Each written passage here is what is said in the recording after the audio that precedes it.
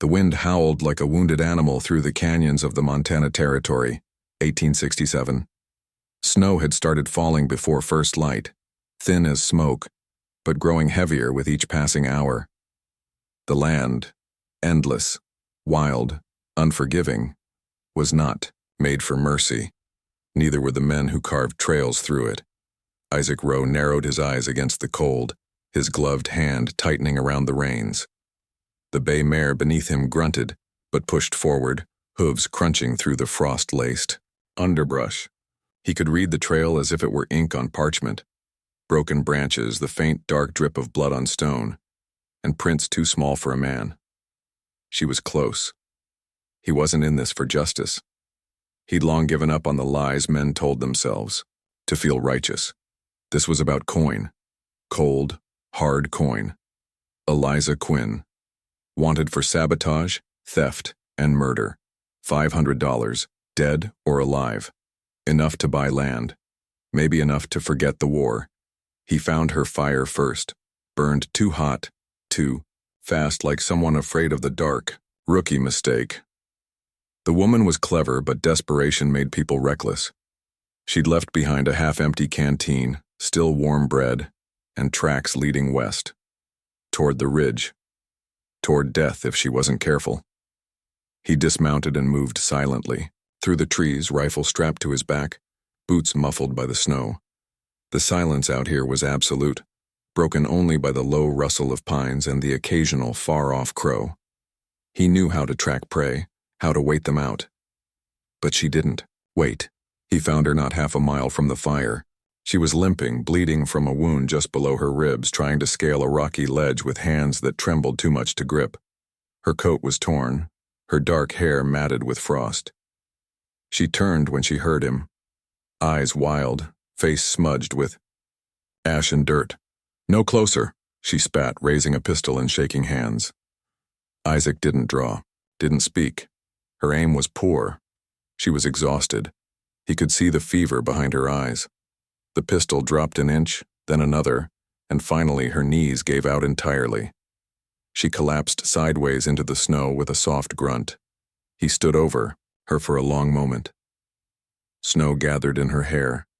Her fingers twitched once, then went still. The bounty poster was crumpled in his saddlebag, but he didn't need to look at it. He knew her face. Killing her would be easy, quick, efficient. The blood would freeze before it touched the dirt. He'd done worse things in the war, for less reason. Instead, he knelt beside her, pulled off a glove, and touched her throat. Her pulse was fast and weak. She was burning up. He should have walked away. Let nature finish the job. Let the snow smother her like it had smothered whole towns in winters past. But something in her face, maybe the shape of her cheek, too much like his daughter's, hooked in him like a rusted barb. He lifted her gently, wincing as her blood soaked through his coat. She weighed almost nothing. By the time he reached, the cabin nestled in the hollow beneath Crow's Bluff. Night had fallen hard. The place was half collapsed, its roof sagging under the snow, but it would serve. He laid her out on the old cot and stripped away her outer layers with mechanical care. The wound was angry and red, crusted with dried blood and ringed with bruises. Bullet graze, maybe. Deep enough to infect. He boiled snow over the fire, washed the wound, and stitched it with trembling fingers. It had been years since he'd sewn anything that mattered. Eliza moaned once but didn't wake. Her body shivered violently until he threw a heavy blanket over her and placed his canteen near her lips. Isaac sat beside the fire with his back to her, cleaning his rifle by habit. But his eyes kept drifting toward the cot, toward the quiet rise and fall of her chest. He didn't sleep that night. By morning, the fever broke. She woke just before dawn, coughing and thrashing. He turned slowly, raising his hands. "You're safe," he said. She stared at him, eyes narrowing. "Where am I?" "Old Trapper's Lodge. You were bleeding bad. I stitched you up." Her gaze dropped to the bandage on her side. She sat up too fast, winced, and lay back down. "You a bounty hunter?" she asked. Isaac didn't answer. "That a yes?" Still nothing. "I saw the poster." My face is probably pasted across every tree from here to Helena. Not wrong, he said quietly. Then why am I not dead? He didn't have an answer. She studied him in the dim firelight. You one of the good ones? No such thing, he replied. Then what's stopping you? He thought about that. Thought about his daughter, her laughter, about the way she'd coughed for days before she went quiet in his arms. He thought about his wife's grave, now buried beneath blackberry thickets in Mississippi soil. Didn't feel right, he said. She scoffed. Mercy from a bounty hunter. Hell must be frozen over. You won't last long on that wound. Not out there. I didn't plan on lasting long, she murmured. Something in her voice made him look up.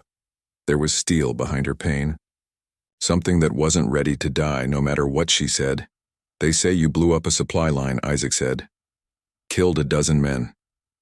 They were laying track through tribal land. She said sharply. The railroad paid mercenaries to burn villages. Women, children, I slowed them down. Didn't kill civilians. Only men who carried guns and fire. Still a bounty, he muttered. Then you're welcome to collect it, she snapped.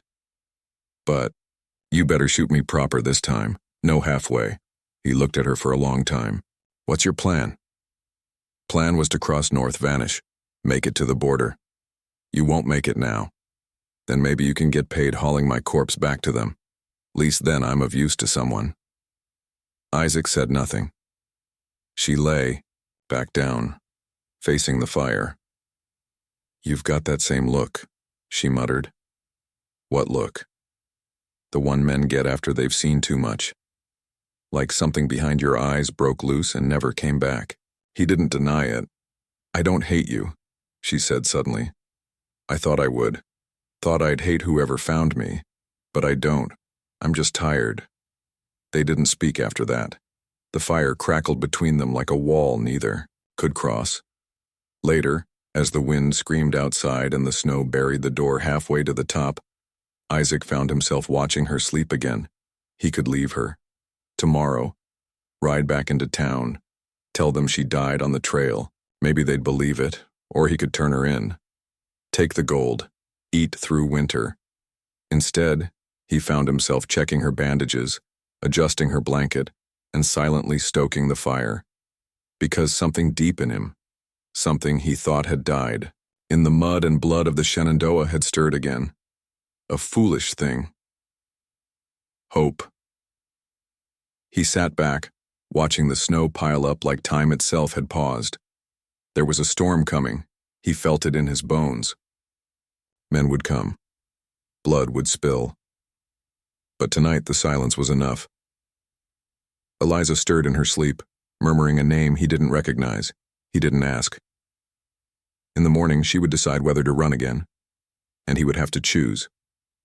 Gold or her. But not tonight. Tonight he simply kept her warm. The wind outside never let up. Days passed, marked only by the thinning woodpile and the stubborn way Eliza refused to die. Her fever had broken, but she still looked like a ghost. Skin pale and tight across her cheekbones, hair clinging to her forehead in damp waves. Isaac fed her broth when she could stomach it and spoke only when necessary. He was not a man of words, nor did he believe they made much difference anymore. She tried to sit up on the third day. He didn't stop her, but he watched. Watched how her arms trembled from the effort, how she gritted her teeth and pulled herself upright like someone clawing out of a grave. Didn't think I'd make it, she muttered. You didn't, he said flatly. You just refused to stay dead. Her eyes found his, sharp, brown, intelligent. There was no room for gratitude in them, only the guarded weariness of someone used to betrayal. He offered her a strip of dried venison. She chewed like it was shoe leather but didn't complain. Still haven't figured you out, she said after a while. You don't need to. Maybe not, but I want to. He didn't answer. Why patch me up if you were tracking me for a bounty? Didn't feel right letting you bleed out. You said that before, I'm asking why. Isaac cleaned his rifle, slow and methodical. She kept her gaze on him, studying the lines on his face, the slight tremor in his left hand. You lose someone? She asked. The question hit harder than it should have. He nodded once. Me too, she said. Whole village. Burned. My brother didn't even get a name in the papers. Just another insurgent. War leaves ashes, Isaac muttered. That it does. They said nothing for a time. The fire popped, and the wind hissed like a serpent just outside the logs. I'm not what they say I am, she said eventually. I didn't blow up that rail car to make a point. I did it because children were in the next valley over. They were moving artillery, Isaac, not tools. Not food. Guns. Guns meant for killing anyone who stood in the way. He met her eyes for the first time in hours. She spoke with the conviction of someone who'd buried too many people to lie about the reasons. They'll hang you anyway, he said. She nodded. I know. The days that followed moved slow. He let her take a few steps outside the cabin each day. She moved stiffly, favoring her side, but her strength returned faster than he expected. She started helping him gather firewood, cooking, what little food they had left. There were no apologies. No attempts at friendship. Only survival. But in those small silences, something began to settle between them. Not trust, not yet, but the first dull ache of recognition. One morning while he was out checking the trap lines, Isaac noticed the birds had gone quiet. He stopped, breath caught in his throat, and scanned the tree line. Tracks, fresh, not Eliza's, not his, boot prints, 2 pairs, wide strides. No effort to hide their trail.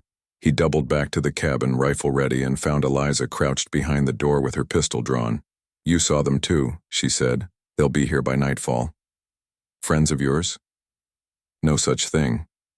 She checked her revolver, fingers steady despite the tension. We running? Wouldn't get far. You're still not healed. Then we make them bleed. Her tone was ice. Isaac gave her a long look. You ever kill up close? She nodded. You? Too many times. They fortified the cabin as best they could, barricaded the windows with old furniture, dug shallow foxholes near the entrance. Isaac passed her a second pistol. They'll try to smoke us out first, he said. I know. They didn't speak again until the sun dipped below the ridge. The men came just after dusk. One tall, one short, leather dusters, worn hats pulled low, bounty hunters. Isaac recognized their type from a mile away. Professionals. They didn't knock. A voice called out, casual and smooth. We know she's in there. Ain't looking for trouble, just the girl.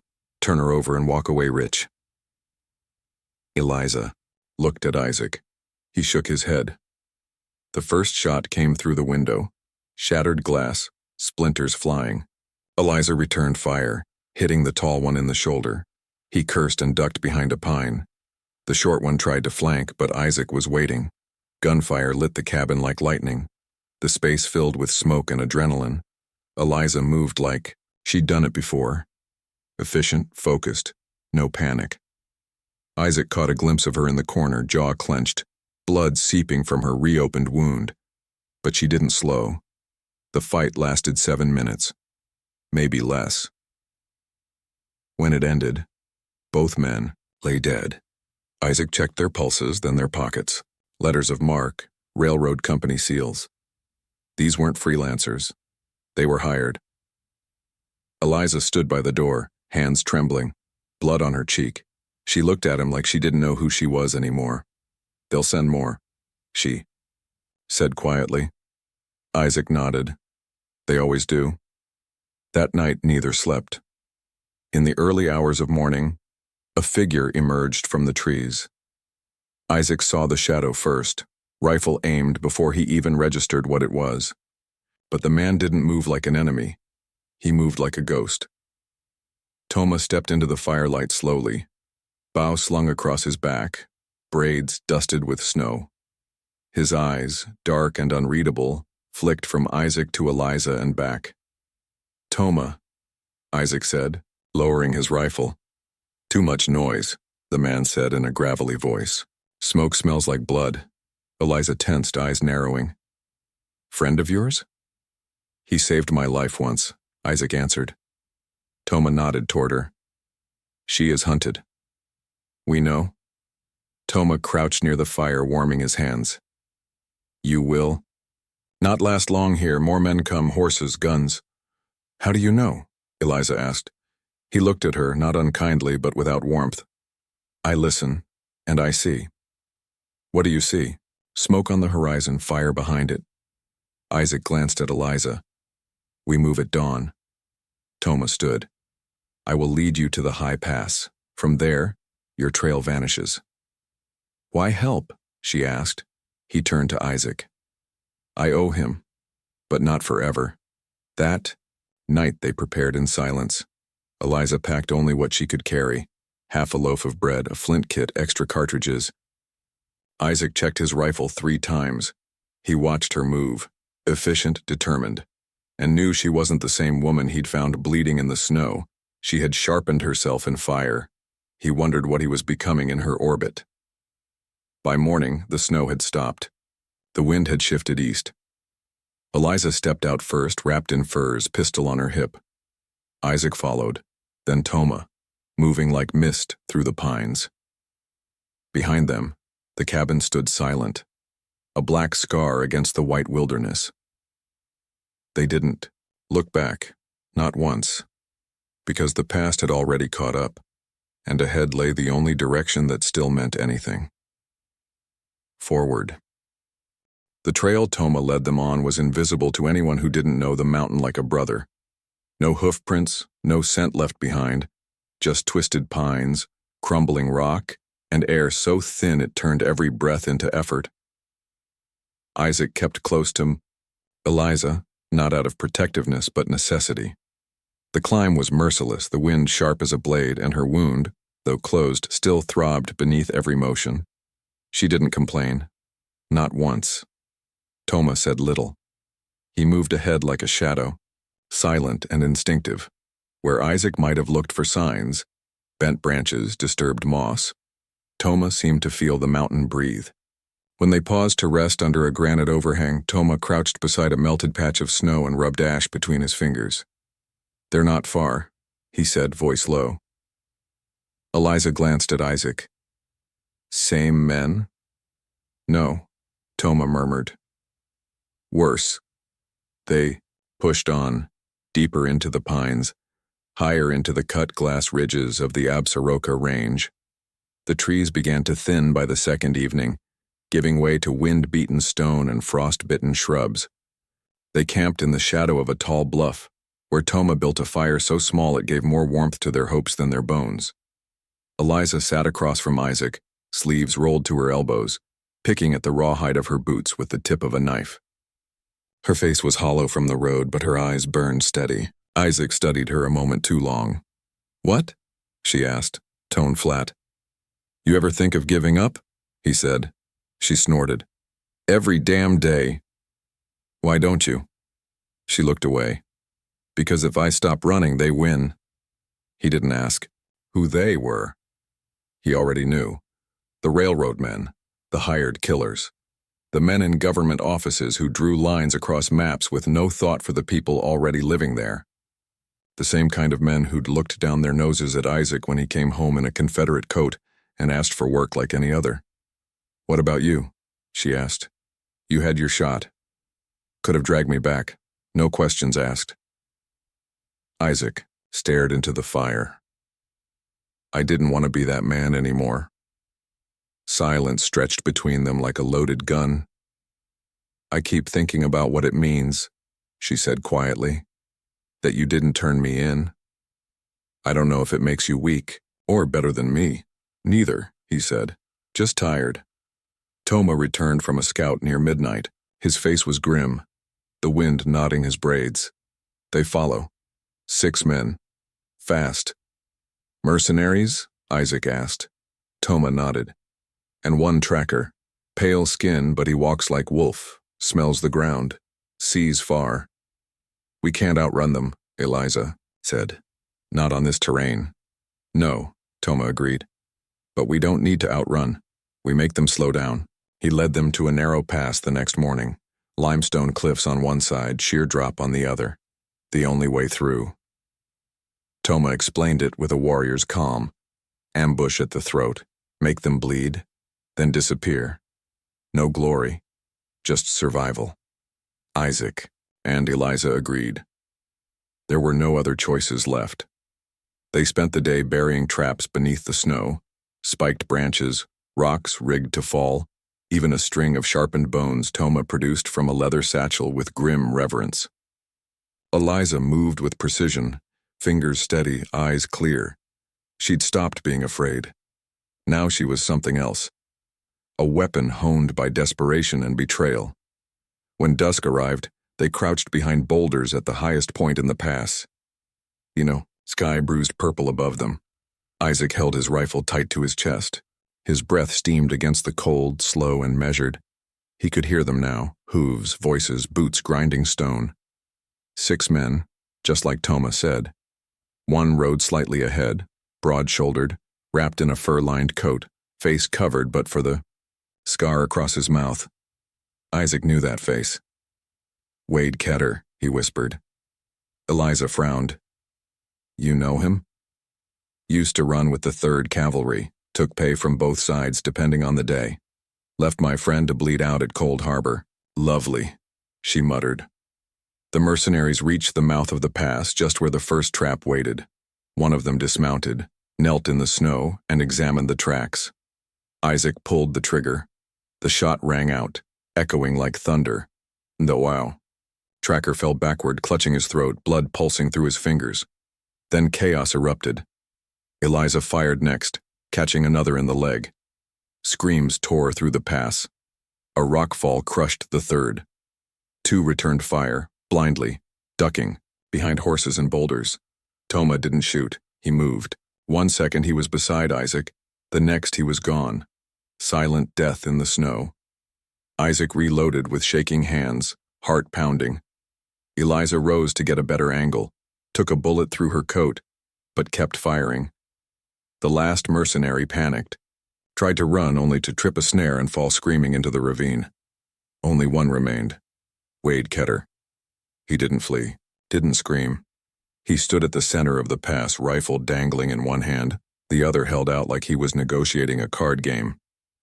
You got some teeth, old man, he called out. Isaac stepped into view, rifle aimed. You're not welcome. Here, Wade. Didn't come for you, he said.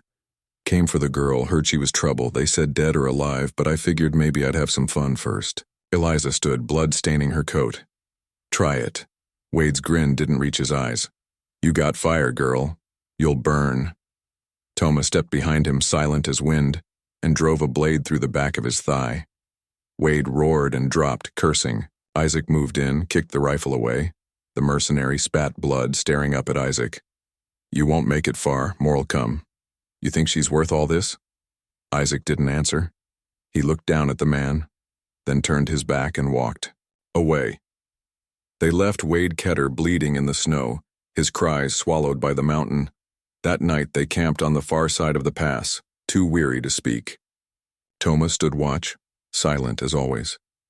Eliza sat beside Isaac, hands wrapped around a steaming mug of melted snow. The firelight danced across her face, illuminating the places where bruises had faded and resolve had taken root. Why did you really help me? She asked at last. Isaac looked at her, then down at his weathered hands. Because I saw myself in you. Not who I am now. Who I was. Young. Angry. Hunted. You didn't choose me over gold, she said. You chose the man you used to be. He nodded once. She took a long breath, snowflakes landing on her lashes. Thank you. He didn't reply. He didn't need to. She reached out not to touch, just to let her hand rest near his. Close enough. When sleep came, it came slowly and without dreams. There were still mountains ahead, still danger. But something had shifted, something no amount of gold could buy or erase. They were no longer fugitives. They were something else now. Survivors. And for the first time in a long while, Isaac believed they might just outrun the past. The sun rose pale and uncertain, casting a brittle light over the mountain ridge. The three of them, Isaac, Eliza, and Toma, stood at the edge of a sheer bluff, looking out across a sprawling valley below. Forests stretched endlessly, dotted, with frozen rivers and shadowed creeks. Somewhere beyond, if the maps were true, lay a railroad spur that hadn't yet been finished. Beyond that, freedom. Or something like it. Eliza pulled her coat tighter, squinting into the horizon. "We'll need to cross by night. The patrols will have scouts along the southern ridge by now," Toma grunted. "The white men build faster than they think. They want to catch her before the next snows." "She's not her," Isaac said, without looking at either of them. "She's Eliza, and they'll have to go through me first." Eliza didn't speak, but something in her jaw softened. Not trust, not yet, but recognition, the kind that doesn't need words. They descended carefully, following deer paths and game trails. Toma moved ahead as always while Isaac took the rear. Eliza stayed between them, the most protected and yet never letting herself appear fragile. Her limp was returning, subtle but real. The wound had opened again during the ambush, she said, nothing though her face paled whenever the terrain grew steep. By mid-afternoon the clouds thickened and the wind carried the scent of wood smoke. Toma stopped abruptly at a break in the trees. He crouched, touched a boot print pressed deep into the frozen mud. Then another, then a third.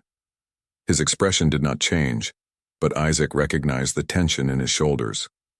"How many?" Eliza asked, her voice low.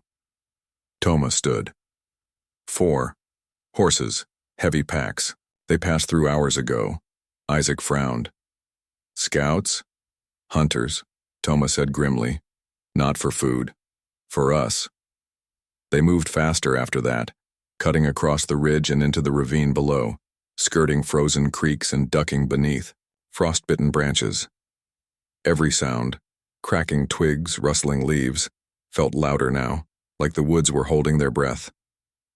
At sunset, they reached the ruins of a collapsed mining shack, the roof long gone, walls scorched and skeletal. They huddled inside for warmth. Isaac checked his rifle while Eliza tended to her wound in silence. She didn't flinch as she cleaned it with melted snow. Her hands were steady, her eyes distant. "You ever think about what comes after?" she asked suddenly, her voice barely. Above a whisper, Isaac looked up. "After what?" "This. Running, killing, all of it." He thought for a long moment. "I used to. And now? Now I just try to survive the day I'm in." She nodded slowly. "Maybe that's enough." "It has to be." Toma emerged from the dark with a rabbit in hand. He tossed it near the fire without a word and began skinning it with practiced ease. Eliza watched him. "You don't ask questions, do you?" He didn't look up. "Questions are for people who live safe lives." She chuckled softly. "Fair enough." They ate in silence. The rabbit was stringy but warm. Outside, the wind howled through the trees like a warning. Later that night, long after the fire had burned to embers, a sound split the silence. A crack, sharp and unmistakable. A branch breaking under weight. Not wind, not animal. Isaac was on his feet in an instant, rifle in hand. Toma already crouched low, blade drawn. Eliza pressed herself against the back wall, revolver shaking slightly in her grip. A voice rang out, from the trees. "Isaac Granger, we don't want the girl, just you." The name hit him like a fist. He stepped into the moonlight, the cold cutting through his coat. A figure stood beyond the clearing, torch raised high. His coat was military issue, boots polished, beard trimmed. "Captain Malcolm Trask," Isaac said. "Good to see you remember me," Trask replied with a smile. "You left in a hurry last time. You still working for the Union Pacific?" "Better now. I freelance, rail security mostly. And they want the girl. Badly." "She's not a girl," Isaac said, "and she's not yours to take." Stepped forward, calm and assured. "You don't owe her anything, Granger. You're a soldier. You know what orders mean. You turned your back on duty once. Don't do it again." "I turned my back on murder. That's what you want now, isn't it? Clean kill, no witnesses." "She's a terrorist." No, Isaac said firmly. She's a fighter, like we all were. Only difference is she still has a soul left. Trask's smile faded. Then I'll bury both of you. The woods exploded with gunfire. Toma moved like smoke, 1 second behind Isaac, the next disappearing into shadow. Eliza returned fire from the shack, bullets sparking against trees. Isaac took down one of Trask's men with a clean shot to the chest. Another screamed and fell, leg caught in one of Toma's snares. Chaos. Muzzle flashes. Screams. Trask advanced through the trees, rifle blazing, eyes locked on Isaac. You were always soft, he growled. Always looking for a cause instead of finishing the damn job. Isaac ducked behind a stump, breathing hard, then rolled and fired. His bullet grazed Trask's shoulder, spinning him sideways. The captain shouted and returned fire, missing by inches. Eliza's voice rang out behind them. Isaac! She'd taken a hit, shoulder high and clean, but she kept moving, dragging herself toward the edge of the clearing. Isaac saw Trask raise his rifle again. And then Toma was there. Silent. Sudden. His knife flashed once. Trask's scream tore through the forest as the blade sank deep into his thigh. Isaac lunged, grabbed the rifle from Trask's hand and cracked it across his jaw. The man dropped unconscious. Silence returned, broken only by heavy breaths and distant echoes. Isaac turned to Eliza. Blood soaked her coat, but she was alive. You all right? He asked, voice raw. She nodded. You? He didn't answer. He just helped her up. They left Trask bleeding and bound beneath the ruined shack. Toma marked the trees around him with symbols only the crows would understand. By morning he'd be bones or rescued. Either way, their path had to continue. As dawn broke, they reached the valley floor. The trees parted ahead, revealing an abandoned rail line. It stretched east, twisted and broken, but walkable. A sign leaned crooked in the snow. Stanton's Ridge, 2 miles. Eliza looked at Isaac. This it? Past that ridge, he said. There's a safe town, a place that doesn't ask questions. Toma stayed at the edge of the woods. I go no farther, he said. Isaac approached him. I owe you. Toma nodded once. Then live long enough to make it worth something. Isaac offered his hand. Toma looked at it, then gripped it firmly. She is strong, he said quietly. Stronger than you. Isaac smiled. I know. Toma vanished into the trees. Eliza stood beside Isaac, battered and bloodied, but upright. A survivor. A symbol of something bigger than either of them had expected. You ever think we'll stop running? She asked. Maybe, he said. Maybe we just learn to run toward something. She looked down the broken rails. Then let's keep moving. They walked on, 2 figures vanishing into the snow-dusted horizon, toward a future neither of them could name but were willing to fight for. And behind them, the wind scattered, the last remnants of blood, fire, and gold, buried beneath ash and memory.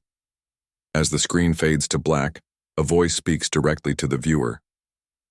Sometimes the most dangerous thing you can do is choose love over gold. But maybe it's also the only thing that makes a life worth living. If you were moved by this story, if you felt the fire, the pain, and the hope, then don't forget to like, comment, and subscribe. Share your thoughts below. What would you choose, freedom or the bounty or the